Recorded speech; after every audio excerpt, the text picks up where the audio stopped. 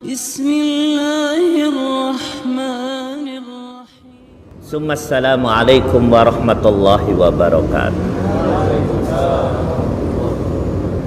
Maka sekali lagi ingat baik-baik karakter dasar seorang mukmin di puncak persatuan. Terutama zaman sekarang harus berada di puncak persatuan. Tetapi kita pun menyadari hari ini zaman fitnah. Apa tandanya? Kaum muslimin berpecah belah satu dengan yang lain, kecuali ada sebagian kecil yang tetap mendapat rahmat Allah. Ada nggak Ustaz? Ada. Buktinya mana? Rasulullah bersabda, dengarkan hadis Nabi ini. Apa kata Rasulullah?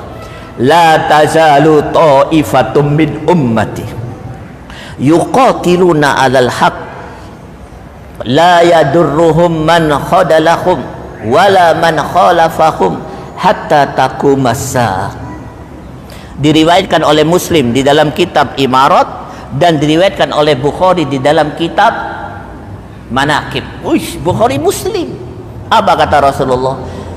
Tidak akan pernah berhenti, senantiasa ada sampai hari kiamat segolongan dari umatku berjihad menegakkan al-haq di muka bumi ini. Selalu ada. Mereka berada di puncak persatuan. Tanpa persatuan tidak akan pernah bisa berjihad dan tidak akan pernah bisa menegakkan al-haq. La yadurruhum, tidak akan memberikan kemadorotan kepada mujahidin dua kelompok. Kelompok yang pertama Ta'ifah mukhalifah, kelompok kaum muslimin yang sesat. Ada gak itu? Banyak. Islam, puasa, zakat, umroh tiap bulan. Tapi gaya hidupnya mendukung, ingrup, membantu orang kafir melawan kaum muslimin. Kelompok Ta'ifah mukhalifah sesat. Ada lagi kelompok yang kedua, Ta'ifah mukhadilah. Apa Ta'ifah mukhadilah? Kelompok tukang gembosin. Cirinya apa? Kata Ibnu Taimiyah, cirinya Islamnya bagus. S-nya sampai 5. Islamnya bagus. Baru 3 S. Saya ulangi. Islamnya bagus. Tapi mulutnya selalu menuduh mujahidin dengan teroris, radikal, khawarij, jahil. Kata Ibnu Taimiyah, inilah terjemahan daripada hadis Nabi tadi. La yadurruhum man khadalahum, tidak akan memberikan dampak negatif buat mujahidin siapa saja khadalahum. Apa itu khadalahum? Gembosin, tidak perhatian terhadap mujahidin. Kelompok yang tukang gembosin. Islamnya bagus. Islamnya bagus, tapi gaya hidupnya selalu menyakitkan para mujahidin. Kalau disuruh memilih, dia lebih mendukung kekafiran daripada mujahidin. Ini yang terjadi. Nah, yang pertama sudah saya sampaikan, bagaimana supaya kita bersatu. Yang pertama tadi apa? Jangan lupa 2 hal. Zikir kepada Allah. Yang kedua, berpegang teguh kepada Allah.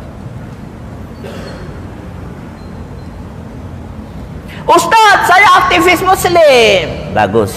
Apa yang harus aku lakukan yang pertama kali? Biar Allah yang menjawab. Kalau kau aktivis muslim tidak melakukan ini, kau bukan aktivis muslim. Yang kau aktivis muslim kopiah, songkok, dan rompi doang. Apa yang harus aku lakukan? Tulis surat 7 ayat 170. Penting ini. Walaupun sering saya ulang-ulang di surat 7, suratul A'raf ayat 170. Apa kata Allah? Walladina yumassikuna bil kitab wa aqamus shalah inna la nudi'u ajral muslihin. Aku Allah tidak akan menyia-nyiakan pahalanya al-muslihun, yaitu aktivis muslim, selama mereka melakukan dua hal. Apa itu? Berpegang teguh kepada Al-Quran dan selalu mendirikan sholat. Aktivis muslim tak pernah baca Quran, tidak pernah ada Quran di sakunya, bangun malam tak pernah tadabbur Al-Quran, di dalam rumah tangganya tidak pernah membahas Al-Quran, tidak mendidik anaknya dengan Al-Quran, tidak pernah dia suapi istrinya dengan ayat Al-Quran. Aktivis muslim omong doang. Anda mau tahu rumah tangga aktivis muslim itu seperti apa? Catat surat 33 ayat 35, surat 33 ayat 34, surat 33 ayat 34. Apa kata Allah? Ibu-ibu dengar nih ayat nih. Apa kata Allah? Yadkurna ma yutla fi buyutikunna min ayatillahi wal hikmah. Yadkurna ma yutla fi buyutikunna min ayatillahi wal hikmah. Sahih? Betulkah? Ini ayat ini bicara tentang aktivis muslimah atau istri daripada aktivis muslim, istri daripada ikhwan-ikhwan, istri daripada mereka pelaku amal ma'ruf nahi mungkar, siap memperjuangkan Islam. Apa aktivitasnya di rumah? Yadkurna, membaca sampai hafal. Apa yang dibaca? Ayat Quran dan hadis Nabi. Wih, dari mana dia dapat ayat Quran dan hadis Nabi? Mayutlah yang dibacakan oleh suaminya.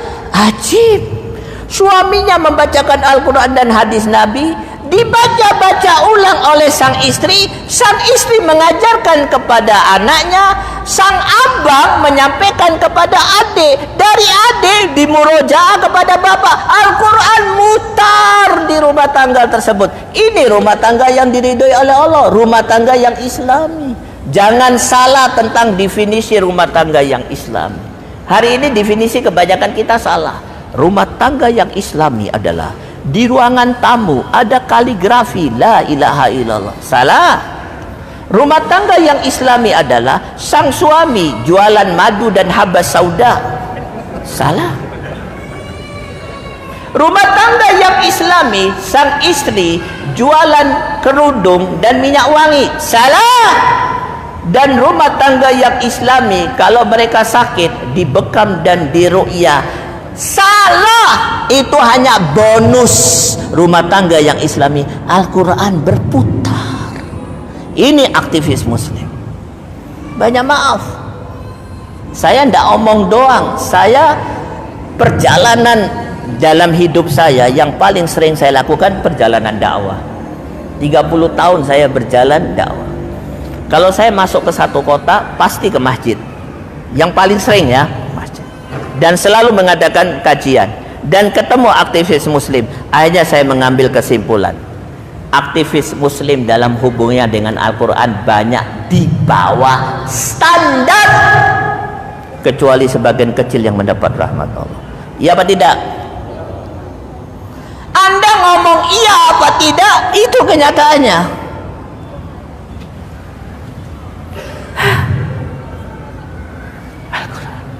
Nah, cukup. Sekarang yang kedua, apa solusinya supaya bersatu? Sudah 1 jam aku ini. Tambah 5 menit, oke? Itu kalau tidak berkepanjangan. Kalau berkepanjangan sampai maghrib lah. Nah, saya ada kajian di kota satu lagi. Nanti habis sisa. Kota apa pula, lupa aku. Nih, dengarkan. Ustadz, saya ala sunnah. Saya berdasarkan sunnah. Ustadz, Ustaz, manhaj saya benar. Ustaz, saya alal jihad, saya mujahid. Ustaz, saya alal haq. Itu semua bukan klaim pribadi. Sejuta kali kau mengatakan saya berdasarkan manhaj dan sunnah, tapi tidak mengikuti kriteria yang diajarkan oleh Allah dan Rasulnya, tidak akan Anda di atas sunnah. Begitu juga walaupun Anda mengatakan aku mujahidin, tapi kalian tidak sesuai dengan apa yang ditentukan oleh Allah dan Rasulnya, kalian bukan mujahidin. Antum tahu mujahidin Afghanistan? Alhamdulillah saya pernah jalan-jalan ke Afghanistan. Sudah lama, 25 tahun yang lalu. Waktu mujahidin Afghanistan melawan komunis ateis Rusia. 2 tahun kalau salah di sana. Mujahidin Afghanistan itu tidak pernah mengatakan nahnu mujahidin. Tidak. Mereka tawadu. Mereka itu orang gunung. Hidupnya dengan kekerasan, dengan batu. Kalau panas, sepanas-panasnya. Kalau dingin, salju. Antum tahu, begitu dinginnya salju di Afghanistan itu, naik gunung itu keledai sampai tidak kuat bunuh diri keledai. Antum tahu keledai bunuh diri bagaimana? Kalau sudah ada di puncak gunung, dia terjunkan dirinya. Kenapa? Darahnya membeku, sakit badannya. Bayangkan, begitulah mujahidin Afghanistan.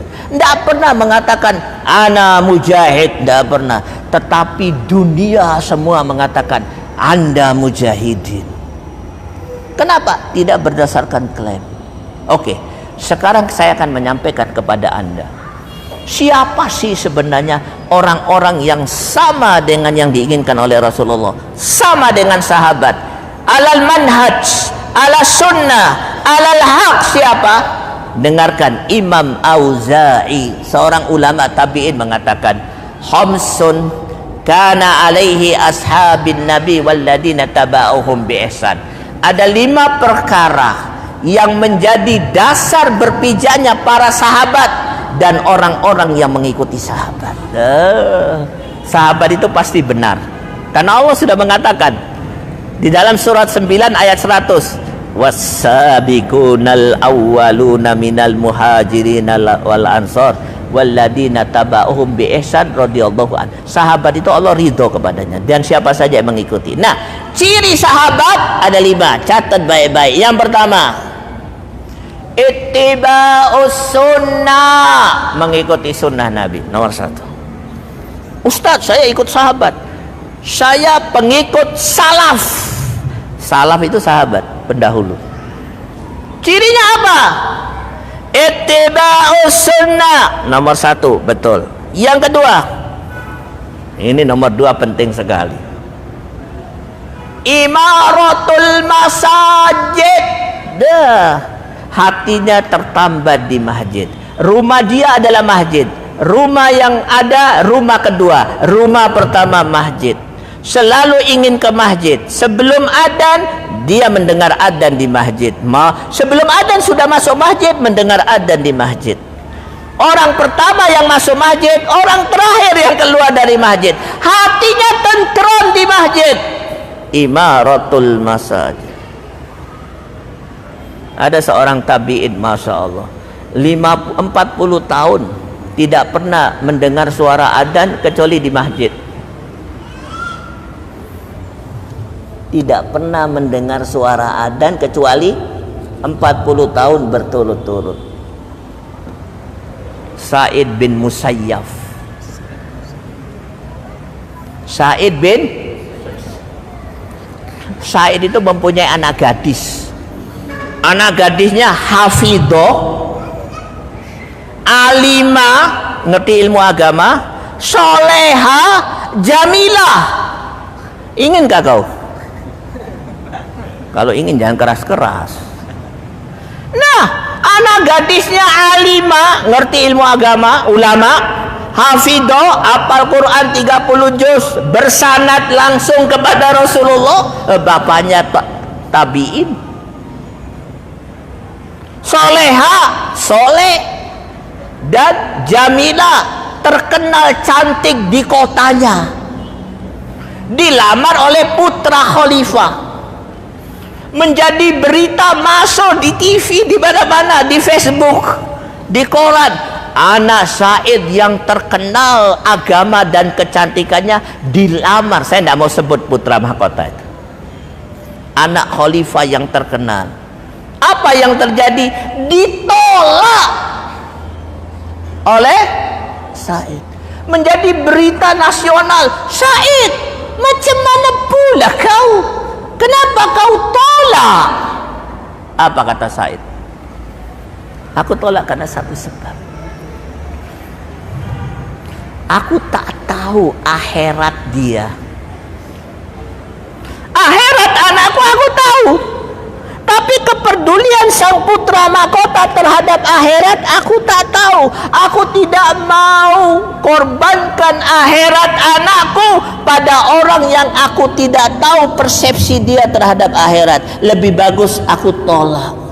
Jadi berita nasional. Datang orang mengatakan, ya Said, Anda bodoh. Apa bodoh bahasa sini? Pau. Anda pau. Tapi ada yang mendukung. Kepada siapa dia nikahkan anaknya? Jadi berita nasional pula.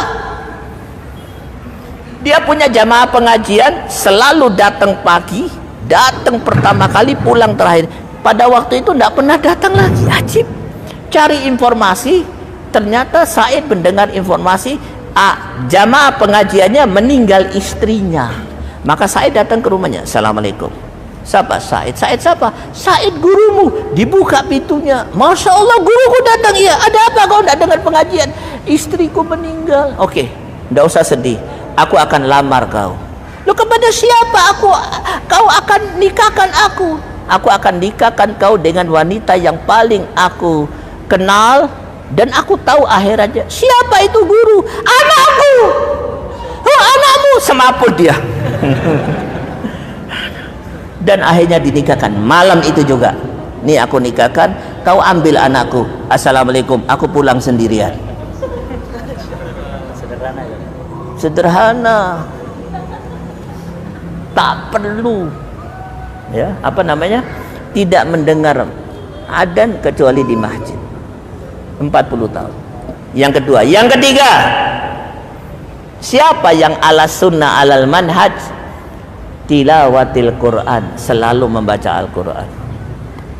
Ya, ini saya akan buka rumus kepada kalian, rumus besar.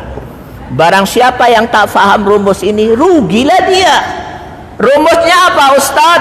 Surat 25 ayat 52. Khusus ayat ini aku minta sama Ustaz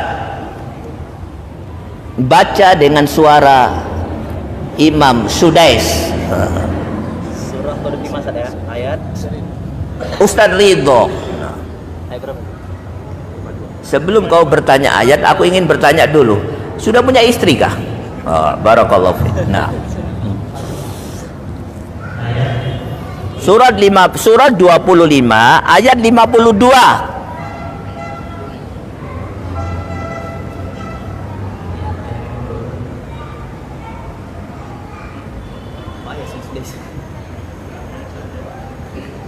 Bismillahirrahmanirrahim.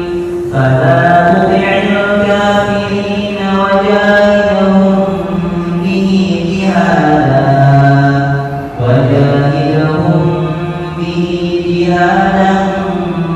kabira. Tarjim.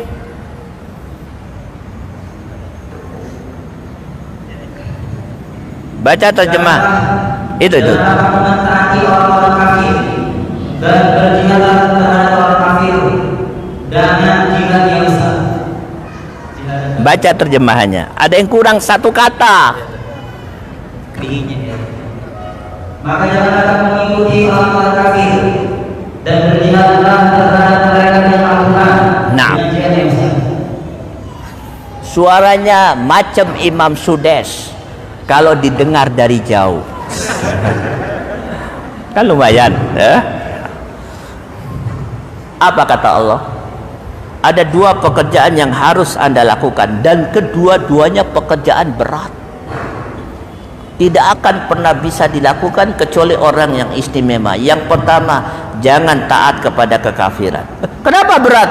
Karena hari ini dunia dibangun atas dasar pilar ketaatan kepada orang kafir. Iya apa tidak? Yang kedua, perangi mereka. Loh, berat. Karena yang berkuasa di muka bumi ini orang kafir, suruh memerangi. Tapi ingat, kalian tidak akan pernah bisa memerangi mereka kecuali bil Quran.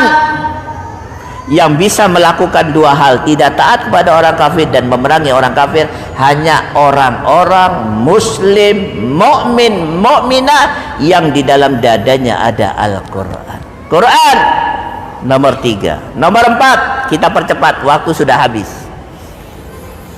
Luzumul jamaah.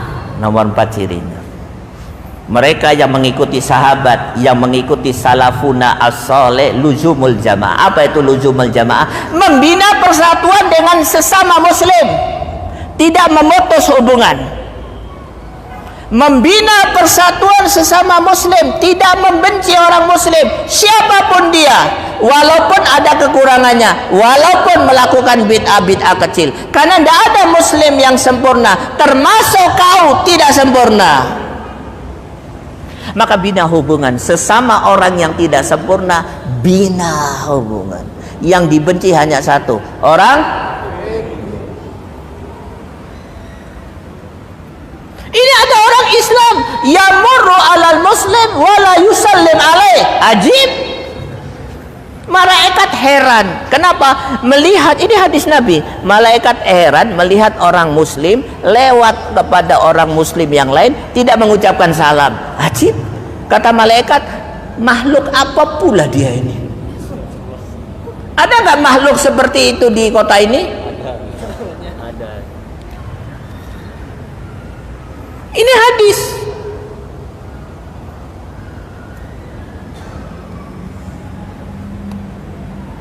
Membina persatuan. Ustaz, dia masih bid'ah, dia tidak sempurna. Ente sempurnakah? Nih, saya akan tunjukkan satu ayat. Semua kaum muslimin tidak sempurna sebelum terwujudnya 3 hal. Apa itu? Saya minta satu orang baca terjemahannya, terjemahan saja. Surat 24 ayat 55. Baca. Baca yang keras, Pak. Surat 24, surat An-Nur ayat 55. Wa'adallahu alladhina amanu minkum. Ila akhir, baca ya. Dan Allah telah berjanji. Yai, jangan kalah dengan presenter Metro Tipu yang keras. Jangan kalah dengan juru kampanye pakai puisi.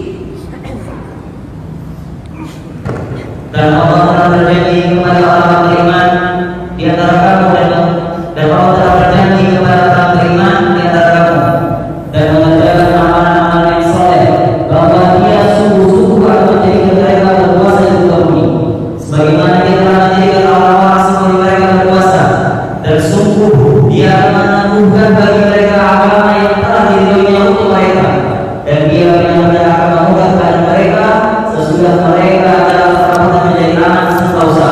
Mereka telah menyembahku dengan tiada mempersekutukan sesuatu apapun dengan aku, dan barang siapa yang telah kafir sesudah janjiku, maka mereka itu adalah orang-orang yang fasik.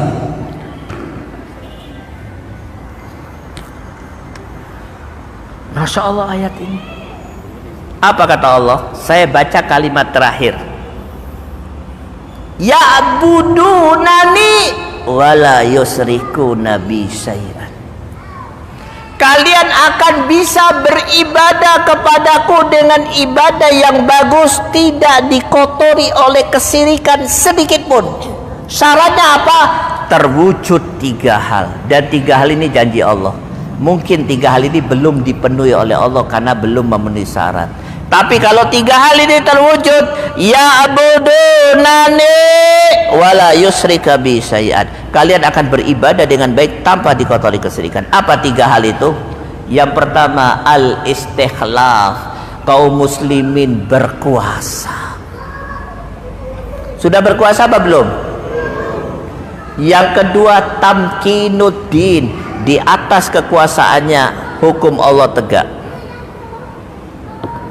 Yang ketiga, al-aman ba'dal khauf, kaum muslimin aman setelah ketakutan, atau tidak takut lagi aman. Aman seperti apa? Seperti seorang wanita di zaman pemerintahan Umar Ibn Khattab berjalan sendiri, seorang diri di malam hari dari satu titik ke titik yang lain, tidak ada satupun yang mengganggu, aman.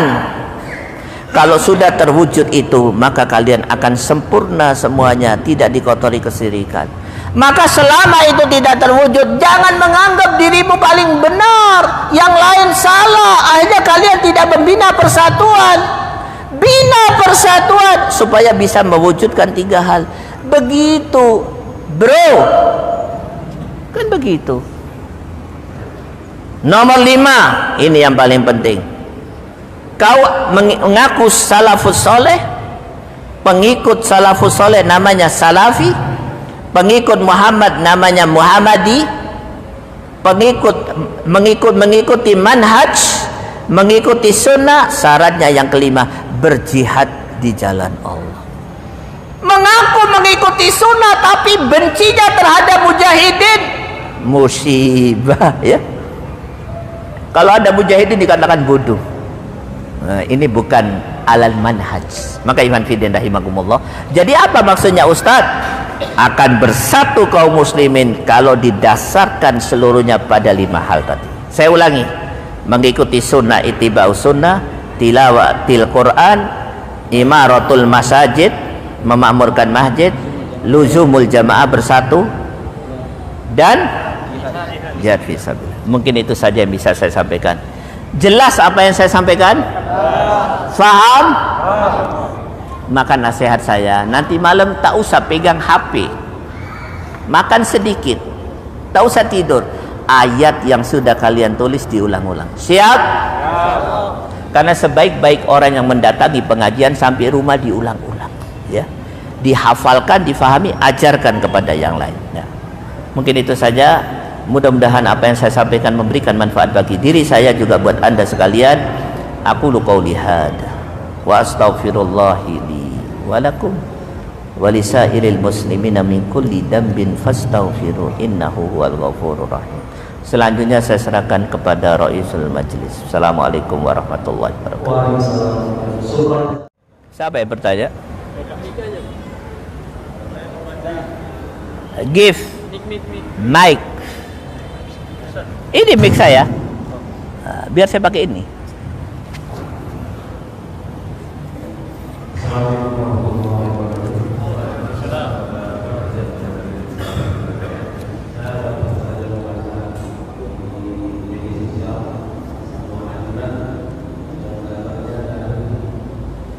Jawab langsung. Jawab langsung. Jadi begini, apapun organisasi yang dimiliki oleh seseorang, kalau dia melakukan sunnah, maka harus kita dukung.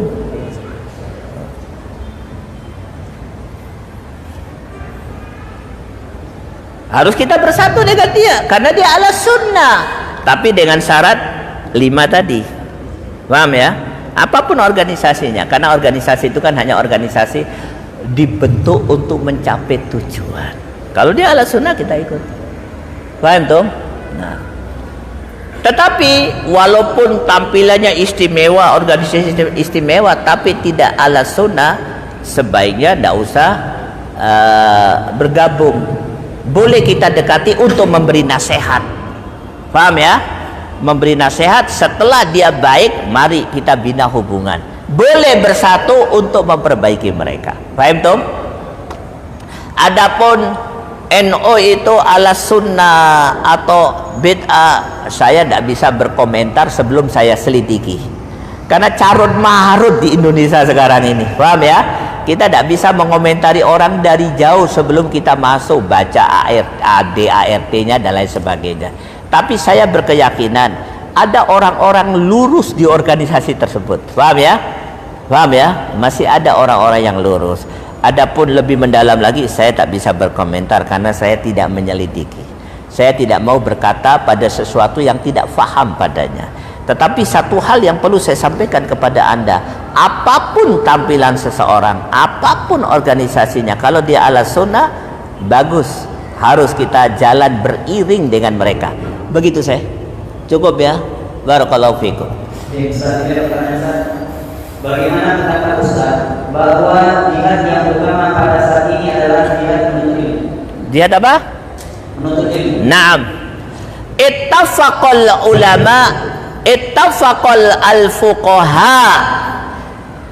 Ahli fikih yang utama, madhab fikih 4 orang itu, siapa saja? Imam Syafi'i dan lain sebagainya, itu sudah sampai kepada satu kesepakatan bahwa seluruh kata-kata jihad fi sabilillah di dalam Al-Quran maknanya qitalul kuffar, memerangi orang kafir.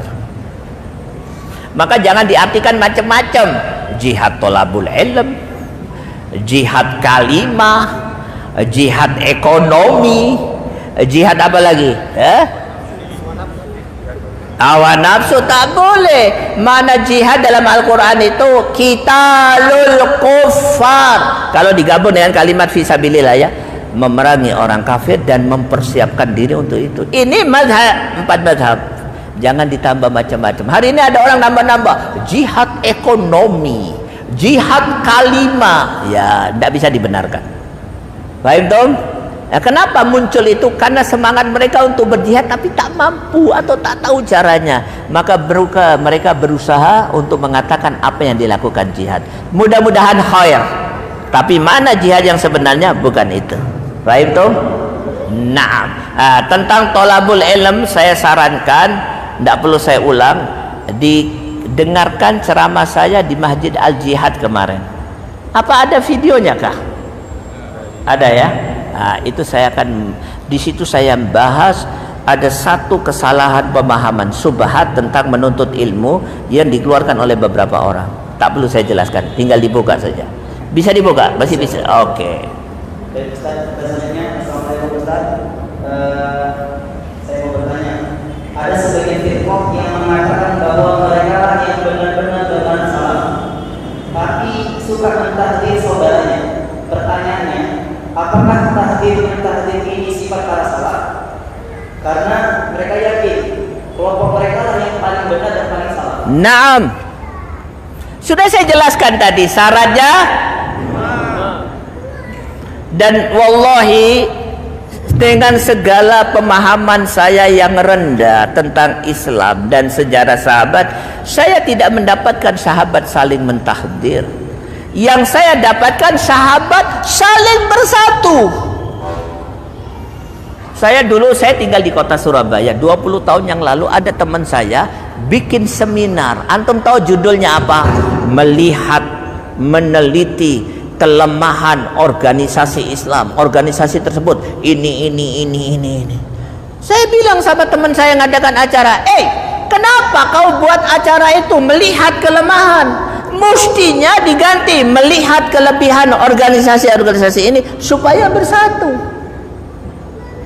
Kenapa kau harus melihat kelemahannya? Tak ada organisasi yang sempurna, sebagaimana tak ada manusia yang lemah, yang sempurna. Kita nafikan kelemahannya, kita lihat kelebihannya untuk membina persatuan.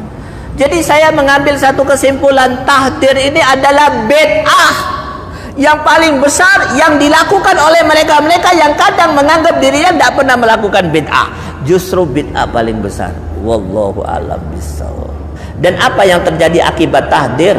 Perpecahan yang dahsyat di antara para dai, para ulama, para kaum muslimin, para jamaah. Dahsyat sekali. Dan ini musibah besar. Apa kata Allah? Illa taf'alu takun fitnatun fil ard wa fasadun kabir. Kalau kalian tidak membina persatuan seperti yang dilakukan oleh orang kafir, akan timbul fitnah besar dan kerusakan. Apa itu? Yaitu tadi saling mentahdir. Oke. Ada lagi? Naam. Assalamualaikum Ustaz. Bagaimana karakteristik dari atau ulama yang harus kita ikuti dengan fenomena sekarang ini? Banyak dari yang menuduh Naam. Sudah, ada lagi kan? Dua sekalian. Oh, udah cukup. Kalau Anda ingin saya menjawab ciri-ciri ulama yang lurus, 3 jam. 3 jam. Tapi tak mungkin karena sudah ada acara tempat yang lain. Saya akan sampaikan secara global, tapi saya tidak puas dengan jawaban saya ini. Ya, insya Allah kalau ada waktu kita akan lanjutkan. Ciri yang pertama, 1, mereka takut kepada Allah Subhanahu wa taala. Ulama yang lurus takut pada Allah. Apa maksud takut kepada Allah? Wala tahsawun nas wahsawni. Takut kepada Allah, tidak takut pada manusia. Nomor 1. Ulama kalau takut pada manusia, tidak bisa ngomong haram. Ditanya ini halal apa haram? Hahaha, halal. Halal terus. Kalau manusia, ulama takut pada manusia, tidak takut kepada Allah, orang kafir pun dianggap ulil amri. Musibah. Orientasi dia bukan menjelaskan al-haq, tapi orientasinya keamanan dakwah. Orientasinya keamanan dakwah. Kalau Rasulullah, Nabi Ibrahim dan semua nabi orientasinya menyampaikan al-haq. Aman tidak aman urusan Allah. Tapi kalau mereka takut pada manusia, orientasinya sing penting aman, zona aman, walaupun al-haq tidak disampaikan semua. Nomor 1. Nomor 2, mereka tidak suka mendekati istana dan raja. Kalau ulama mendekati istana, apa kata ulama? Banyak maaf, agak sedikit vulgar. Lalat yang mengitari kotoran manusia lebih bagus daripada ulama yang mengitari istana raja atau penguasa. Ada ulama di masa lalu dipanggil sama Sultan Al-Harun Ar-Rasyid. Sultan Harun itu orang bagus, pemimpin, khalifah. Dipanggil, "Ta'al, tolong ke istana, ajarono saya, anakku 2 mau belajar ngaji. Wahai ulama, datang ke istanaku." Apa kata dia? Khalifah, di atas pundakku ada ilmu. Pantang buat aku yang di atas pundakku ada ilmu untuk menginjakkan kaki di istanamu. Kau, anakmu, semuanya kalau mau belajar, mari datang ke gubukku. Bukan kayak ulama sekarang, kebanyakan dah semua. Oh, dipanggil Pak Lurah untuk makan lontong sayur, lari, ketinggalan Qur'annya. Nomor 3, yang pertama takut pada Allah, yang kedua tidak suka mite istana, yang ketiga, terakhir, sebenarnya ada 10 lebih tapi tak ada waktu. Yang ketiga apa? Tidak keluar dari mulutnya kecuali ayat Quran, hadis Nabi atau perkataan ulama. Kalau ada ustadz ngajar kau, tidak pernah keluar ayat, tidak pernah keluar hadis dari mulutnya, tidak pernah keluar perkataan ulama, katakan assalamualaikum, tinggalkan dia, tidak usah berpaling lagi ke belakang melihat dia hatta yaumul qiyamah. Pasti kalau tidak ada ayat Quran, pasti dia akan berkata, otak, menurut saya, menurut adat istiadat, menurut nenek moyang, semuanya masadirul batin, sumber kebatilan. 3 saja, masih ada yang lain, tidak mungkin. Paham tuh? Lanjut ya Ustadz Ridho. Ustaz, bagaimana cara menghilangkan rasa dengki kepada saudara muslim? Dan kalau doakan saya agar dengki itu hilang dari diri saya dan kebaikan selalu menyertai saya. Oke, yang kedua. Yang kedua, jawab panjang Ustaz. Bacalah. Macam mana pula kau ini? Assalamualaikum Ustaz, kita kan sebagai seorang muslim harus memenuhi dalam berteman. Harus memilih dalam berteman. Memilih. Harus memilih dalam berteman. Jadi ada suatu waktu saya disuruh nemenin seorang wanita, tapi saya tahu dia melakukan maksiat, yaitu pacaran. Di situ saya lebih memilih diam tanpa pacaran apapun kepadanya. Gimana hukumnya Ustaz? Aku mau tanya dulu, yang bertanya itu ikhwan apa akhwat? Jawabannya bisa beda. Kenapa kau tak tahu? Kan ini jamaah pengajian kau. Dari tulisannya kau tahu ini akhwat atau mungkin akhwat. Ini kayaknya apa? Tadi tulisannya apa? Bukannya tapi. Oh ya, ulangi pertanyaannya. Kita kan sebagai seorang muslim harus memilih dalam berteman. Oke. Jadi ada suatu waktu saya disuruh nemenin seorang wanita, tapi saya tahu dia melakukan maksiat, yaitu pacaran. Di situ, apakah saya lebih memilih dia mendapat pacaran, apapun kepadanya, atau gimana hukumnya? Oke, cukup. Tidak ada cara untuk menghilangkan rasa dengki kecuali satu, meyakini bahwa itu dosa besar, bisa membakar amal. Kalau yakin itu, insya Allah dia tidak akan dengki. Yang kedua, meyakini bahwa yang Allah berikan kepada kita itu yang terbaik dari Allah, terbaik buat kita. Walaupun kita dapat, teman kita punya dapat Pajero, kita dapat Espas, teman kita HP-nya Oppo, kita HP jadul, itu yang terbaik dari Allah. Yang ketiga, meyakini bahwa rezeki itu definisinya bukan hanya harta, bukan fasilitas hidup, tapi rezeki itu luas. Tentram hati itu rezeki, punya anak yang soleh itu rezeki, bisa ngaji sambil menangis itu rezeki. Maka kalau meyakini rezeki seperti itu, dia tidak akan iri kalau punya kawan, punya Pajero, punya kawan wajahnya cantik, punya kawan rumahnya gede, ndak iri. Kenapa? Aku juga punya rezeki. Apa rezekiku? Anakku soleh, dia anaknya bandel, contohnya ya. Aku hidup tentram dengan suamiku, dia berantem tiap hari dengan suaminya. Jadi rezeki itu beda-beda. Mungkin itu saja ya. Adapun tadi, kalau ada teman mau melakukan maksiat, apapun bentuk maksiatnya, maka tidak ada sikap yang paling baik, nasehatin. Karena sikap seorang muslim yang paling baik terhadap muslim yang lain, memberi nasihat, ya, beri nasihat. Kalau dia tidak mau mendengar, wa ma alaina illal balagul mubin, tidak ada kewajiban saya kecuali hanya menyampaikan, ya. Nasihati dulu, nasihati. Cukup. Satu lagi kita Terakhir. Baik, Ustaz, kami para kaum wanita ingin mencari surga Firdaus. Surga Firdaus. samalah kita juga. Nah, Jadi pertanyaan saya begini, bagaimana cara kami menjadi apa ya? Bagaimana caranya kami bisa masuk ke surga Firdaus tanpa memiliki sifat berpecah belah, bermusuh-musuhan. Dan yang kedua, ini adalah kurang jelas.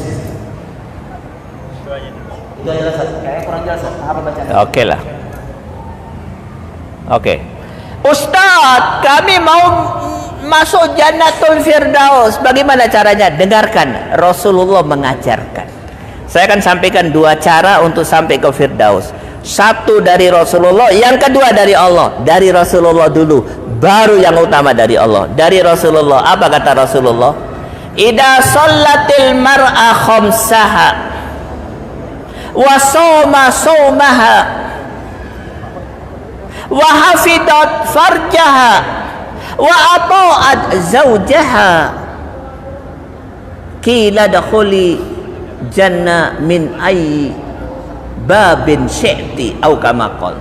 Apabila seorang wanita melakukan 4 hal, maka akan dikatakan kepada wanita tersebut, silakan masuk jannah. Kau pilih pintu jannah yang mana, terserah kau. Mau Firdaus silakan, Jannatul A'la silakan, Jannatul Naim silakan. Pilih, mau buka semua pintu silakan. Wah, hebat sekali. Bapak-bapak minta pilih, kata malaikat. Tak, hanya untuk wanita aja boleh memilih pintu. Lebih berat para laki-laki. Wanita mendapatkan fasilitas yang istimewa. Terserah mau masuk jannah yang mana. Syaratnya apa? Melakukan 4 hal. 1, mendirikan sholat 5 waktu.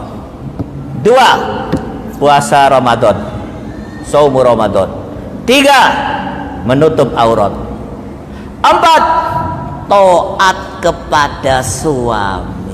Selama ketaatan kepada suami tidak membawa kepada maksiat kepada Allah. Alas. Dari Rasul. Nomor 2 dari Allah. Catat ibu-ibu. Surat 33 ayat 35. Apa kata Allah? A'addallahu lahum ajron. Nah, inilah kalau terlalu lama di kota Medan ya begini nih, bisa lupa ayat ya. Surat 33 ayat 35. Surat 33 ayat apa kata Allah di akhir kalimat? A'addallahu lahum maghfiratan wa ajran 'azima. Datang para wanita di hadapan Rasulullah. Wanita tersebut protes, ya Rasulullah, kalau kami bertanding dengan lelaki kami kalah. Lo maksudnya apa? Coba lihat lelaki, gampang masuk jannah, gampang mendapatkan pahala, gampang diampuni dosanya. Lo kenapa? Tanya Rasulullah. Coba lihat laki-laki berjihad, kami di rumah. Mereka berdakwah, kami di rumah. Mereka bawa mayat sampai ke kuburan, kami di rumah. Mereka amal ma'ruf nahi mungkar, kami di rumah. Kami di rumah terus. Macam mana kami bisa mengalahkan para pria mengejar surga dan maghfirah? Rasulullah diam sampai Allah menjawab. Apa kata Allah? Wanita, perempuan, lelaki, pria, semuanya sama di hadapan Allah, akan mendapatkan maghfirah dan jannah dengan syarat memiliki 10 sikap. 10 sikap nanti dibaca di rumah. Surat 33 ayat 35. Apa 10 sikap itu? Muslim, mukmin, qanit, sabar, khosi, sodako, dan lain sebagainya. Ada 10. Catat surat 33 ayat 33 bahasa Padang, bahasa Medan. 33 ayat 35. 30 Surah 33 ayat 35. Catat, dibaca di rumah. Barang siapa yang melakukan 10 ini masuk jannah, siapapun dia, laki atau perempuan. Mungkin itu saja yang bisa saya sampaikan. Cukup? Mudah. Ini terakhir kan? Ada di Terakhir betul? Terakhir. Habis itu Oke, boleh. Ustaz, bagaimana sebaiknya sikap seorang istri jika suaminya masih melakukan kesyirikan? 6. Bukan saya tak mau berlama-lama di sini. Saya biasa bicara sampai 6 jam. Saya siap duduk di sini. Apalagi ini ada teta luar kan? Apa ini? Tapi masalahnya sudah ada undangan di luar kota. Paham ya? Harus cepat-cepat ke sana. Jadi kalau mau bertanya tidak ada masalah, bukan saya tak kuat, siap ya. Nah, apa pertanyaan tadi? Bagaimana sikap suami istri terhadap suami yang syirik? Sikap yang paling bagus nasehatin. Nasehatin. Kemudian dengan nasihat pribadi tidak bisa, minta bantuan pihak ketiga, panggil ustadz atau beli kitab supaya dia baca kitab. Sudah dinasehatin, berdoa kepada Allah semoga ditundukkan hatinya. Sudah dilakukan, memberi nasihat dengan cara yang canggih. Bagaimana caranya? Bikinkan masakan makanan yang dia sukai. Mie Aceh rasa stroberi. Suguin kepada dia sambil dipijat kakinya. Buatkan minuman yang hangat. Buatkan air panas supaya dia mandi dengan air hangat. Cium keningnya, kasih nasihat, abang, istrimu tidak ada punya keinginan kecuali satu, bisa bergandeng dengan abang ke jannah. Caranya tinggalkan ini, pasti luluh. Sudah dilakukan apa belum? Belum. Mie Aceh rasa stroberi belum kau buat. Belum kau pijat kaki suami. Dakwah, baru berdakwah. Kalau setelah itu tidak mengikuti, lihat dulu syiriknya seperti apa. Kalau syiriknya ghairu mukaffira, syiriknya tidak membawa kepada kekafiran, sabar. Tapi kalau syiriknya membawa kepada kekafiran, pisah. Contoh syirik yang membawa kekafiran, dia keluar dari Islam, hari itu pisah, cerai. Atau dia percaya terhadap ilmu dukun, bahkan jadi dukun, minta cerai. Dukun, tahu dukun kah? Kahin. Adapun syirik-syirik yang lain bisa dipelajari. Syirik mukafirah, ghairu mukafirah itu ada pendapat ulama. Tetapi lakukan dulu nasihat saya yang saya sampaikan tadi. An-naseha, karena ad-dinu an-naseha. Karakter utama din adalah naseha. Mudah-mudahan apa yang saya sampaikan memberikan manfaat bagi diri saya juga buat semuanya. Mari kita tutup dengan doa, ya. Doa dulu ya. Doa dulu. Oh ya, oh ya, ini ada permintaan dari panitia, saya lupa. Infak. Rasulullah bersabda, "Mana qasad shadaqatum minal mal." Sedekah tidak akan mengurangi infak, tidak akan mengurangi harta. Dan ini adalah akidah para sahabat. Sahabat itu kalau infak, shred. Tapi kaum muslimin hari ini dalam urusan infak di bawah standar. Apalagi ini zaman fitnah. Tandanya fitnah apa? Kaum muslimin dibunuh di mana-mana. Orang kafir menyerang kaum muslimin dan mereka butuh dana. Bencana di mana-mana, yang terkena bencana kaum muslimin butuh dana. Maka Anda yang punya kelebihan dana, berikan kepada orang-orang yang bertanggung jawab, mampu membawa dana itu ke tempat orang yang sanggup dan tidak diambil sedikit pun oleh mereka. Ya ahi, hari ini mencari orang yang jujur untuk membawa harta itu bukan hal yang gampang, sulit. Tapi ada pemuda-pemuda, mereka bukan orang-orang miskin, mereka pemuda yang pandai, masih sekolah, sarjana, tapi dia luangkan waktunya untuk mengumpulkan dana Anda untuk diserahkan kepada yang berhak. Maka tugas Anda, kumpulkan dana yang terbaik untuk itu, ya. Mungkin itu saja dari saya. Mari kita tutup dengan doa. Kafaratul majelis, tapi sebelum doa kafaratul majelis kita ada ingin berikan hadiah. Bukan kafaratul, aku mau doa. Oh iya, Ustaz. Doa baru kemudian hadiah. Angkat tangan tinggi-tinggi. Mumpung kita ini kumpul. Doa insyaallah. Bukan beginilah. Kalau yang begini saya, Anda begini. Ya, yang begini adalah saya si pembaca doa. Anda angkat tangan dulu. Jangan begini. Nah, oke. Alhamdulillahirabbil alamin. Alhamdulillahirabbil alamin. Alhamdulillahirabbil alamin. Ya hayyu ya qayyum, ya hayyu ya qayyum, ya hayyu ya qayyum. Ya dzal jalali wal ikram, ya dzal jalali wal ikram, ya dzal jalali wal ikram. Allahumma salli ala Muhammad wa ala ali Muhammad. Allahumma salli ala Muhammad wa ala ali Muhammad. Allahumma salli ala Muhammad wa ala ali Muhammad. Allahumma ighfir lil mu'minina wal mu'minat, mu'minina wal mu'minat.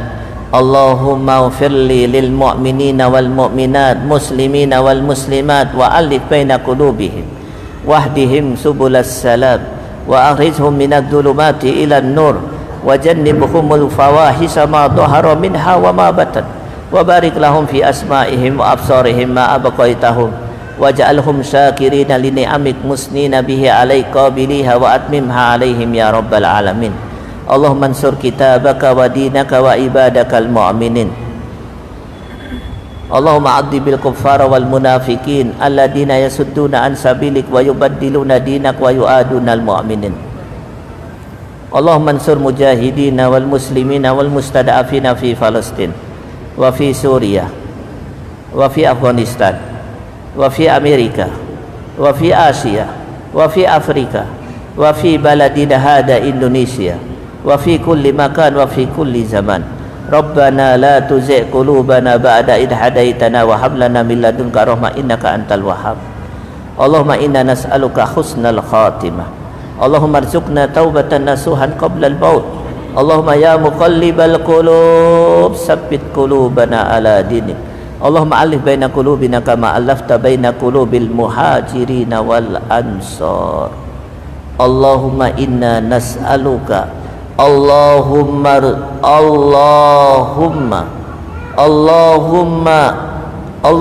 arzuqna thayyib. Allahumma rabbana hablana min azwajina wa dhurriyyatina qurrata a'yun waj'alna lil muttaqina imama.